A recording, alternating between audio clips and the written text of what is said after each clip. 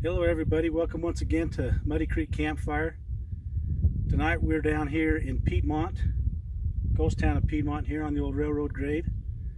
Now we're going to share with you some history, some fun stories and songs about the history of Piedmont and the surrounding area. So Wendy's going to share some of that with you right now.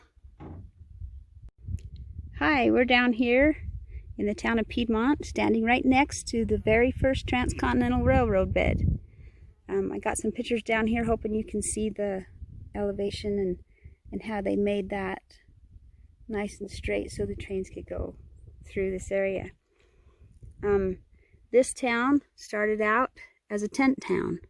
There were about 300 men who lived here in tents that were working on this railroad and building it every day. When they completed the railroad, they were supposed to have a big party in Promontory Point, driving of the Golden Spike. Well, about May 6th, I think, 69, the Central Pacific showed up, and they were getting ready for a big celebration. They put up big tents full of women and whiskey, and they were in for a good time. But on this side of the road, things weren't going so well. Those 300 men I told you about hadn't been paid, and the railroad owed them $200,000. So they checked with some telegraphers along the way and found out where the Union Pacific vice president's car was. And when he got here into Piedmont, he was met with a huge pile of railroad ties on the railroad. 300 men surrounded them with guns and had the engineer drive over on a sidecar. They unhooked the dignitaries and sent the engineer on his way, which he said he was glad to continue on. And they circled the car. An angry Durant came out onto the platform, and he wanted to know what was going on. Well, the men basically told him that they needed paid. They hadn't been paid. They'd been promised government subsidy, which wouldn't be enough to even pay their men, and they would go bankrupt. So anyway, they wanted the money. And he argued with them, said that he didn't have the money with him. He didn't have any way to pay him. It wasn't his job to pay him. And they basically stuck it out and said, pay us or die. And so he wired east and west, trying to get money to pay these men. There was a banker down in Salt Lake who wired Fort Bridger to send the troops over to help Durant. But there was only one problem. The telegraph line went through Piedmont, and the telegrapher here in Piedmont took it off the wire, so they never received that information. So he finally got the money for him, and he wired Promontory and said, there's no way I can be there before the 10th. So the very first holdup on the new railroad was right here in Piedmont, Wyoming, and it brought them temporary fame to the newspapers and everywhere for having that first holdup on the train. So Promontory Point was postponed till May 10th, 1869, because of the holdup here in Piedmont.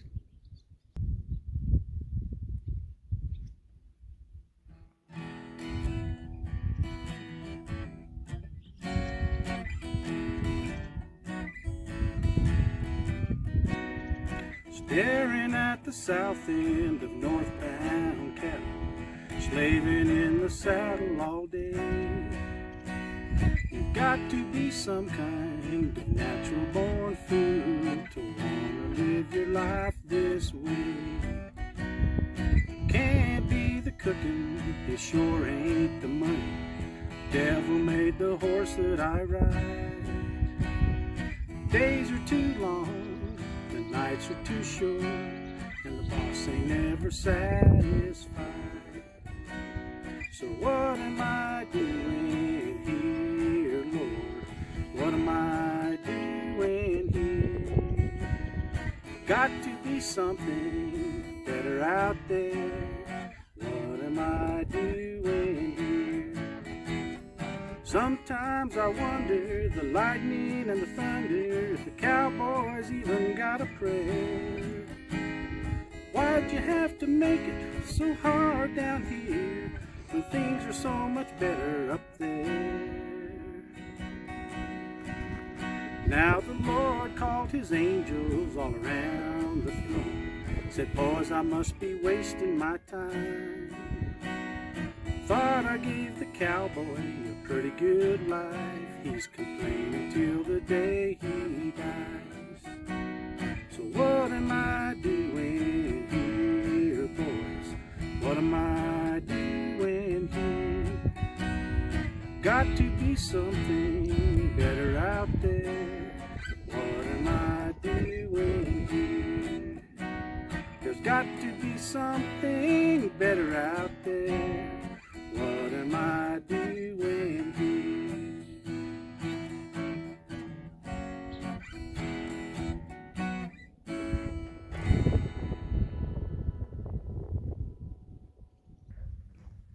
Okay, here we are at the charcoal kilns. Moses built these in 1869 when he heard the railroad was coming through. Each one of these are about $1,000 to build. They're about 30 feet diameter and 30 feet tall. And there's rings for 5 of them. I've only seen pictures with only 4 standing, but there is a 5th one down there where it's burnt around the bottom of it. I heard stories that he didn't get his firing right on the first one, so he just had to.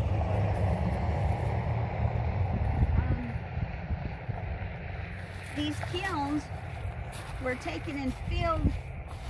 There's a big hole up here. That was the loading window where they put all of the wood into. And then if you walk around here,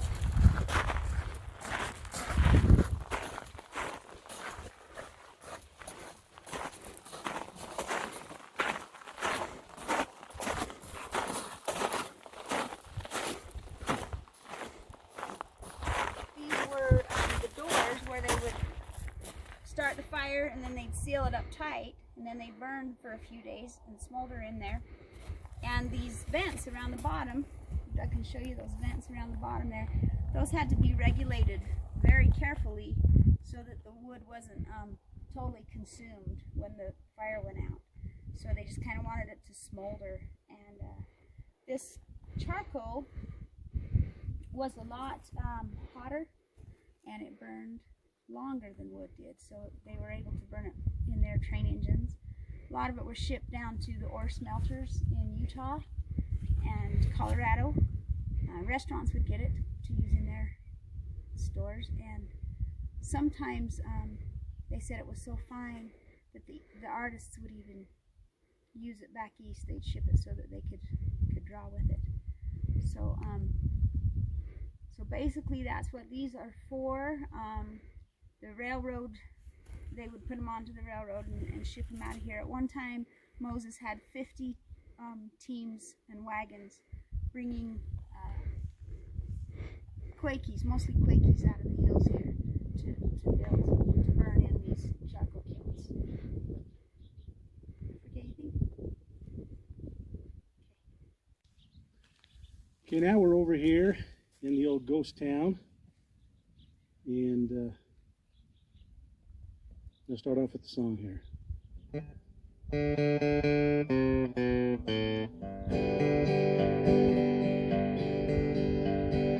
Hear a train a-comin', rolling round the bend, and I ain't seen the sunshine since I don't know when. I'm stuck in Folsom Prison, and time keeps dragging on. But the train keeps a-rolling on down to San Antonio.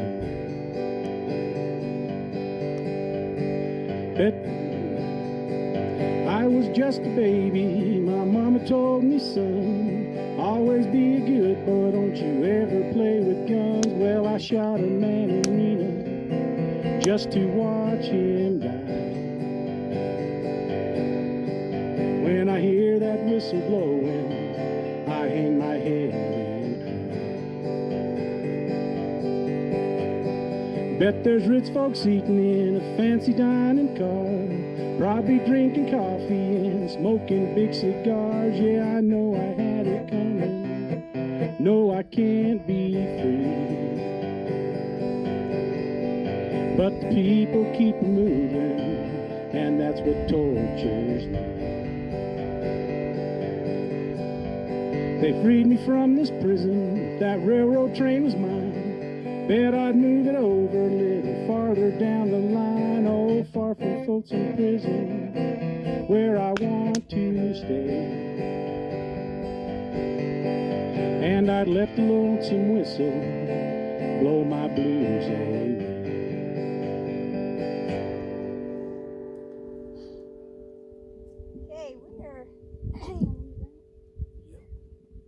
We're sitting right here in front of my great-grandfather's house.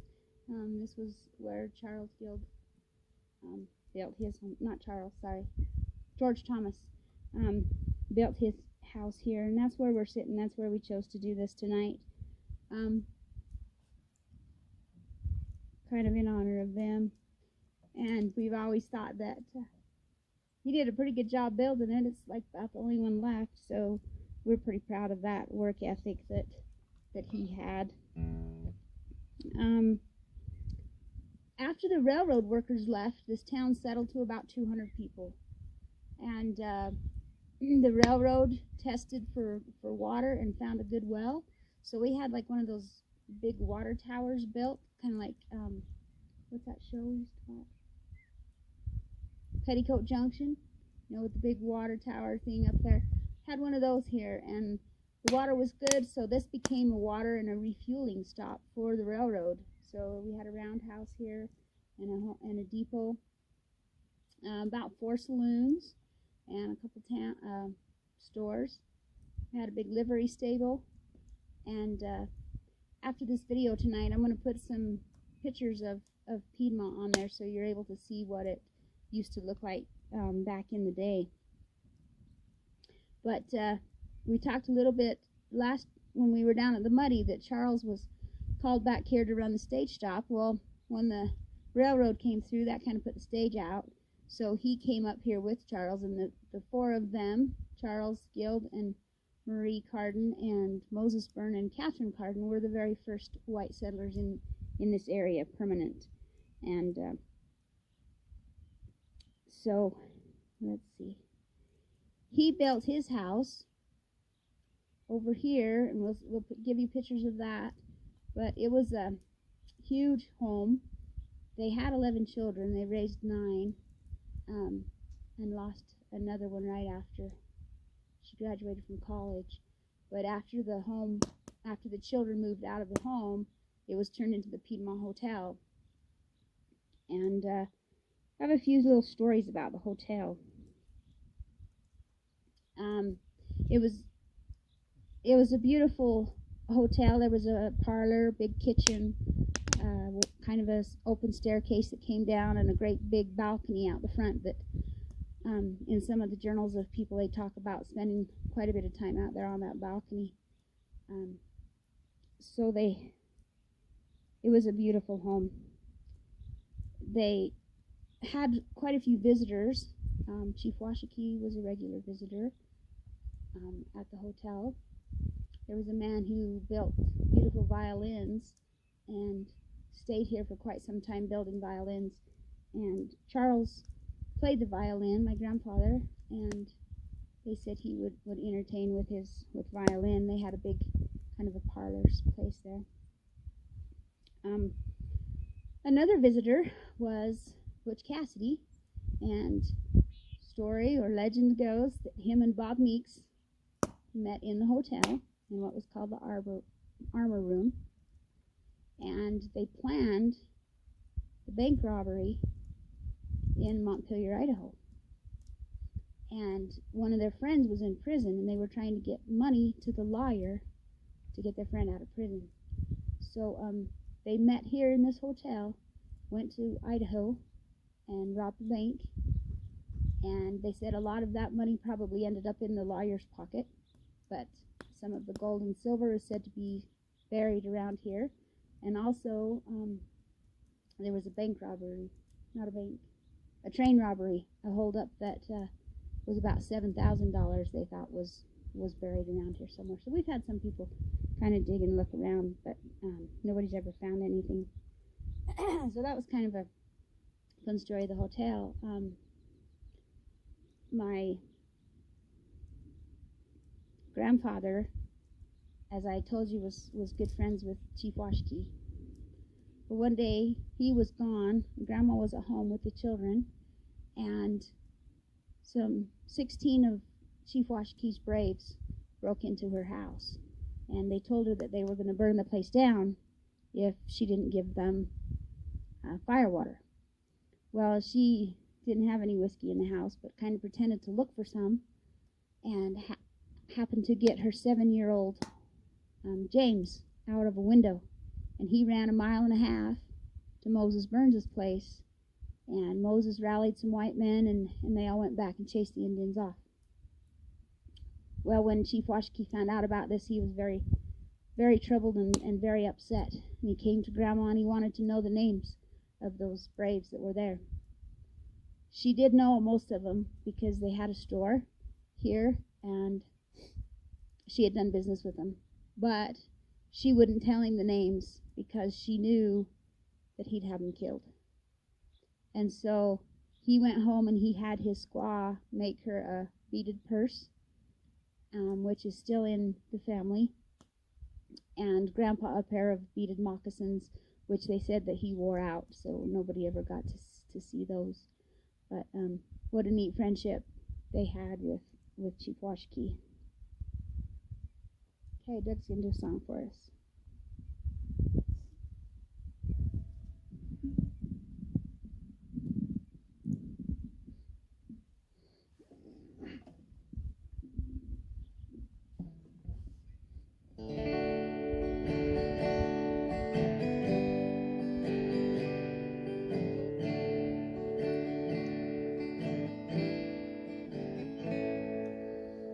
One night while I was out riding the graveyard shift, midnight till dawn, the moon was bright as a reading a letter from an old friend back home.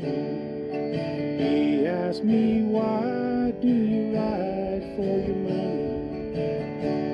Tell me, why do you road for short pay? You ain't getting nowhere and you're losing your share. Boy, you must have gone crazy out there.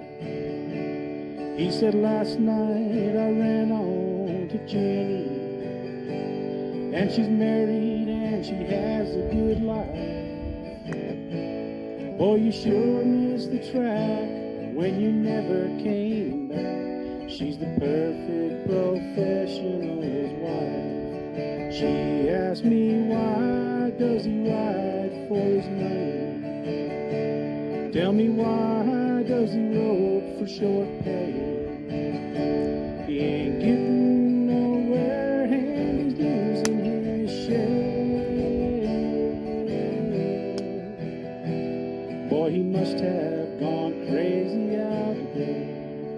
Oh, but they've never seen the northern lights, never seen a hawk on the wing, and they've never spent spring at the Great Divide, and they've never heard old Camp Cookie sing. So I read up the last of my letter, and I tore off the stamp for Black Jim. And when Billy rode up to relieve me, he just looked at my letter and grinned. He said, now why do they ride for the money? Tell me, why do they ride for short pay? They ain't getting nowhere and they're losing their share.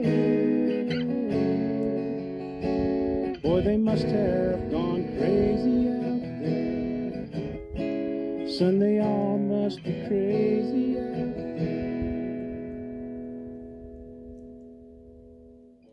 right over here on the hill, they call it a boot hill. Sorry. Okay, over here on the hill is a little cemetery. It's called Boot Hill. And that's kind of where everybody ended up that they didn't know their names. We have the Moses Burn Cemetery is up over here. And then there's a couple little kids buried back up behind me, kind of in the city cemetery, I guess. But over here at Boot Hill, and I had somebody tell me once that they were scared and nervous sleeping in the hotel, because right out the back window of the hotel was this Boot Hill. But legend tells of two strangers getting off of the train and dragging a man out and letting him go. And as he ran, they shot him in the back. And that was one of them that was buried there.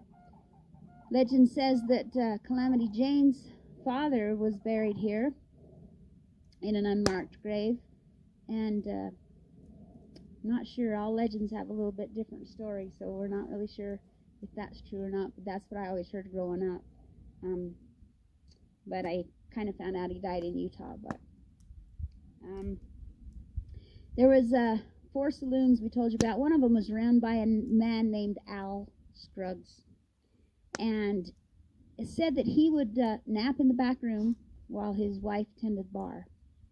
And one day this man came in and got a little under the weather, I guess, and shot out one of his lanterns.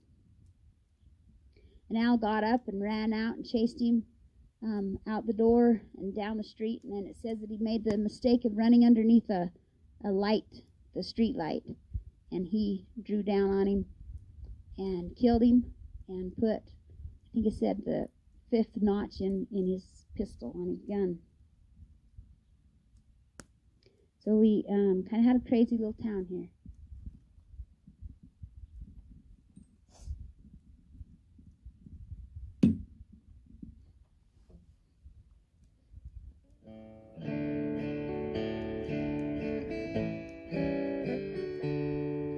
As I walked out in the streets of Laredo, as I walked out in Laredo one day, I spied a young cowboy wrapped up in white linen, wrapped up in white linen, and cold as the clay.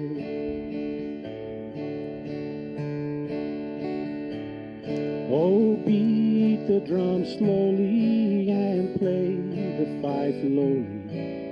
Play the dead march as you carry me along to the green valley and lay the sod o'er me.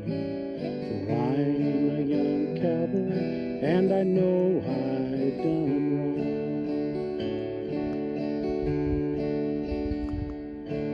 I see by your outfit that you are a cowboy. His words he did say as I boldly stepped by. Come sit down beside me and hear my sad story. I'm shot in the breast and I know I must die. It was once in the saddle I used to go dashing. Once in the saddle I used to go gay. First to the dram house and then to the card house. I'm shot in the breast and I'm dying today. Go gather around you a group of young cowboys and tell them the story of this my sad fate.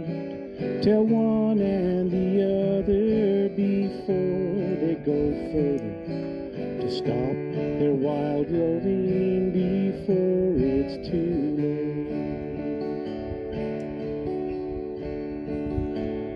Go bring me a cup of cold water to cool my parched lips, the young cowboy said. Before I returned, the spirit had left him and gone to its maker. The cowboy was dead. We beat the drum slowly and played the fife lowly and bitterly wept as we bore him along. For we all loved our comrade, so brave, young, and handsome. We all loved our comrade, although he done wrong.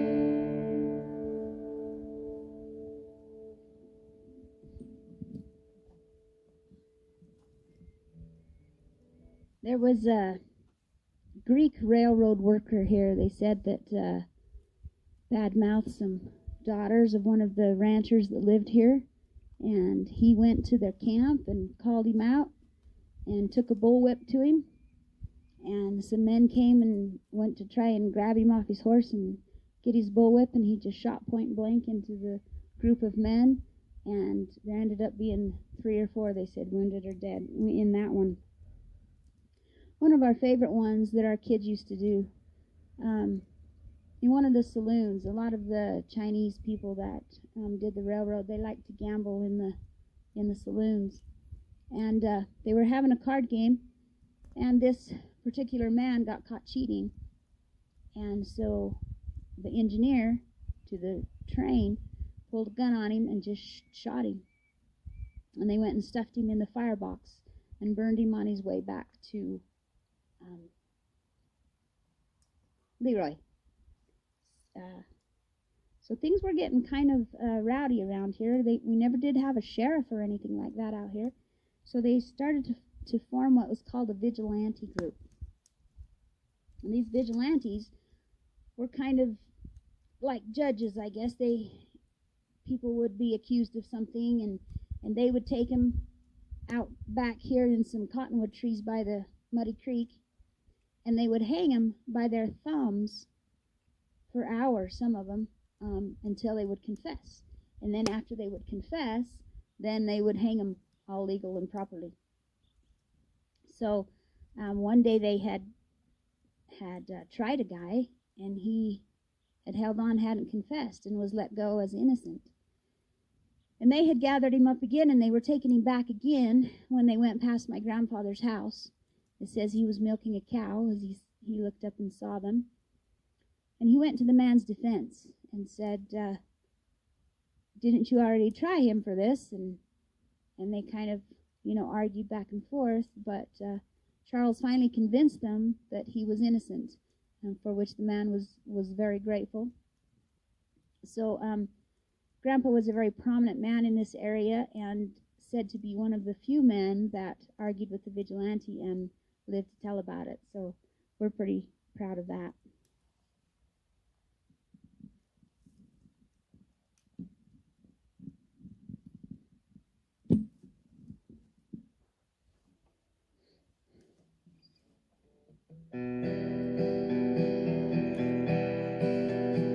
Old cowpoke we're riding out one dark and windy day. Up on the ridge he rested as he went along his way, when all at once a mighty herd of red-eyed cows he saw plowing through the ragged skies and up the cloudy drive. Yippee-yi-ay, yippee-yi-oh, ghost riders in the sky. Brands were still on fire and their hooves made of steel. The horns was black and shiny and their hot breath he could feel. A bolt of fear went through him as they thundered through the sky. Saw the riders coming hard as they ride on hill and cry.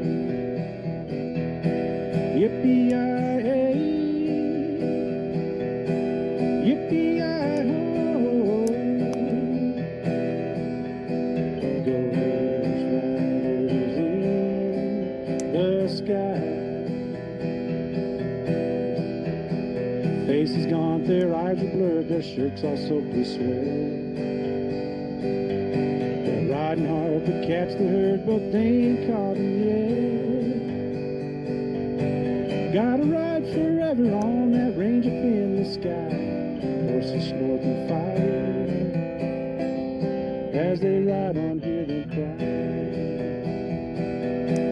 Yippee-yi-yay, yippee-yi-ho. Ghost riders in the sky. But the riders loped on by him, he heard one call his name.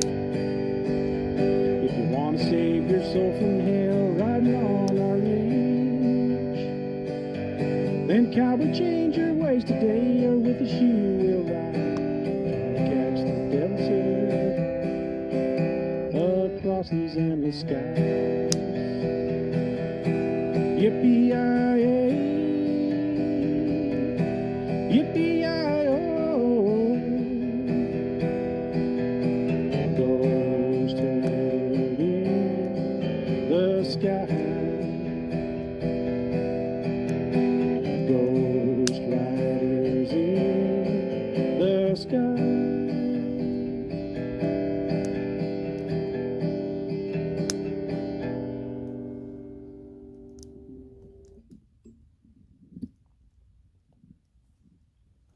One little story I read about the other day is my Aunt Mary, who was married to Delmar Dean, for those of you who might remember Uncle Delmar.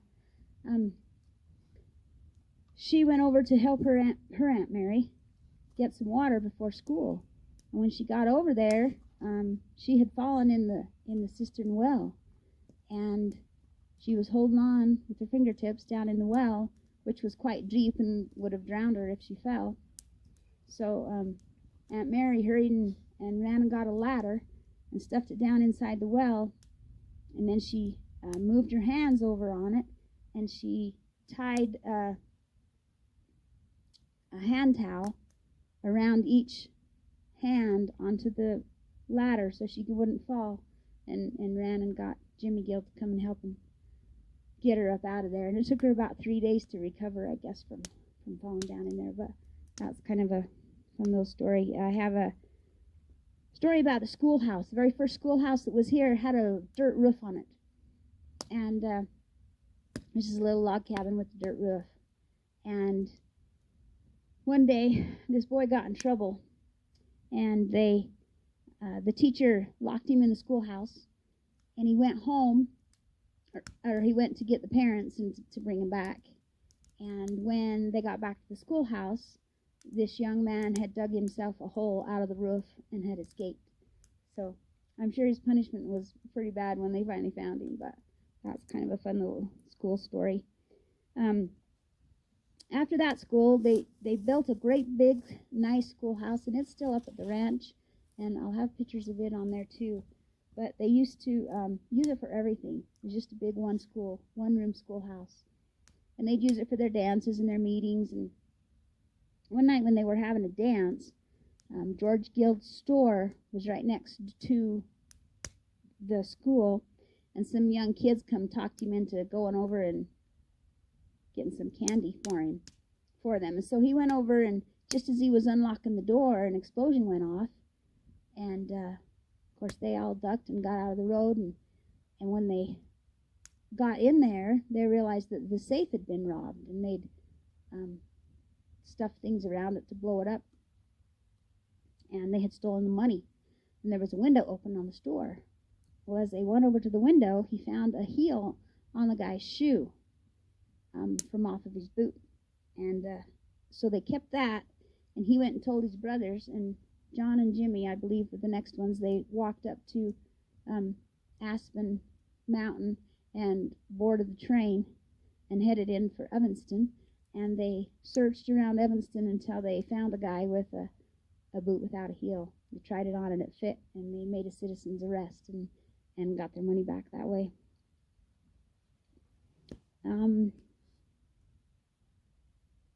You know, oftentimes I look at these hills and just wish they could talk to me and tell me what went on. and how exciting that would be to have been around at that time and see the kinds of things that they saw. But it's really fun to be down here and learn of their history and the neat things that went on here. In 1900, they started building the Aspen Tunnel for the railroad. The reason they were building this is because from this point up to Aspen Mountain, which is over kind of where the Morel and the ranch is, it was a pretty good grade for them to climb, and they were having to take helper engines to have to pull them up over the mountain, and it was breaking the railroad actually to have those engines here to help also. So that was rerouted in 1900. In 1901, the last train came through Piedmont, and the hotel and store and that stayed open till about 1940, I believe, when they closed everything down, and just kind of known as the ghost town now, and it's a neat place to be a part of.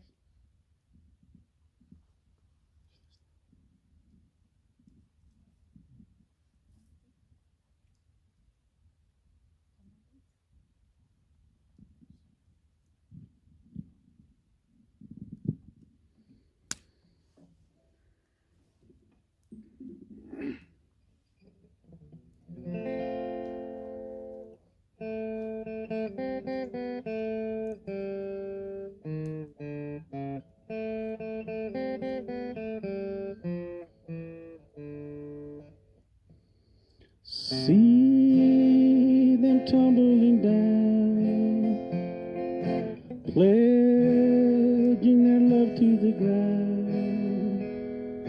Lonely but free I'll be found, drifting along with the tumbling tumbleweeds. Cares of the past are behind, nowhere to go but I'll find just where the trail will wind, drifting along with the tumbling tumbleweeds. I know when night has gone that a new world is born at dawn. I'll keep rolling along, deep in my heart is a song. Here on the range I belong, drifting along with the tumbling tumbleweeds.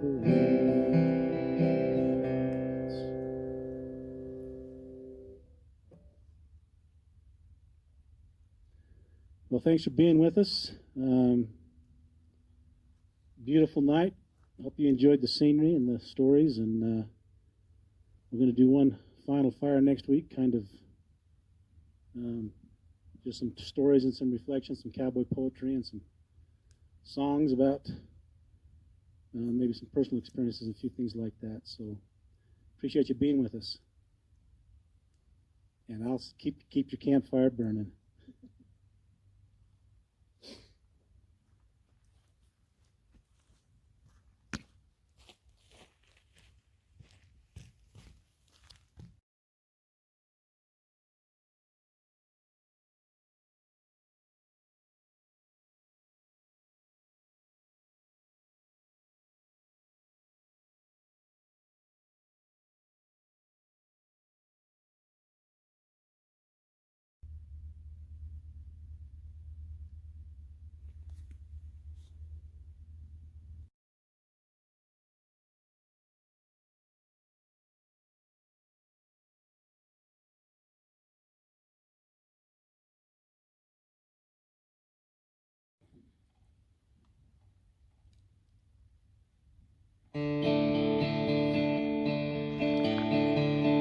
Way up high in the Sierra Peaks where the yellow jack pines grow tall, Sandy Bob and Buster Jig had a roundup camp last fall. Gathered in ponies and some running irons and maybe a dog or two. Loud the brambling, every long-eared calf come within their view. Many a long-eared doggy hadn't bitten the chef that day. Hell's ears wiggled and his old hide sizzled in the most artistic way. Sandy Bob said one day as he throwed his cigar down, tired of this cowography, and now boys I'm going to town.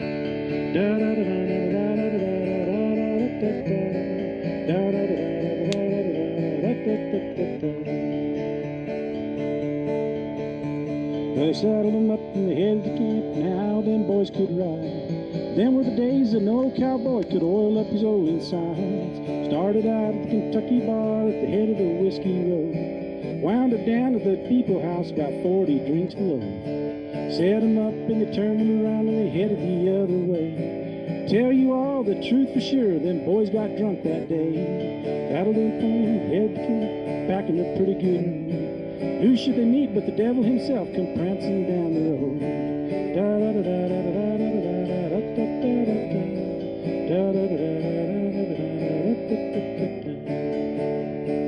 Devil said, you ornery skunk, you better hunt your hole, 'cause I'm the devil from hell's rim rock, come to gather in your souls. Devil Red said, devil be damned, maybe a little bit tight. Before you gather any cowboy souls, you're gonna have a hell of a fight. Swung his rope and he swung it straight, and he also swung it true. Caught the devil by both his horns and taken his dolly too. Buster Jig was a re-added man with his rawhide coiled up neat. Shook it out, he built him a loop, and he latched the devil's hind feet.